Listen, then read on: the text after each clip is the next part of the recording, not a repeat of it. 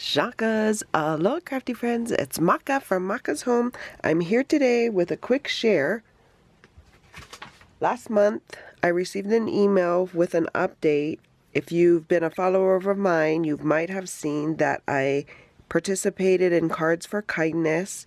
It is a program that the scrapbook.com is hosting where they collect cards from all over, I think, the world, and distribute them here locally to children's homes, hospitals, nursing homes, those kinds of things. I'll leave the link in my description box below so you can get information about it. But if you didn't know, scrapbook.com is located here in Arizona.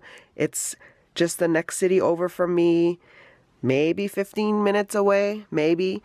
They're in this nice brand new building, probably been in the building for over a year now, but huge warehouse. And because of COVID, I can't pick up local orders anymore. I'd have to ship them, and I don't see the purpose when I just live right here in the state and in the next city that I could just run and pick it up. In either case, so these are my cards. These cards I banged out another club card with. This is from the Special Friend collection. That's what this one is from. And I will leave the original unboxing video here for this club kit. But I did get 10 cards. The minimum to mail in is 10 cards. The updated email said they are looking for specific cards. And right now they're looking for thank you cards, hello cards, kid birthday cards, inspirational and motivational cards. So that's what I'm sending. I'll just do a quick flip through of each one. As usual, the insides are blank, and I have my personalized stamp on the back. But here we go. Enjoy!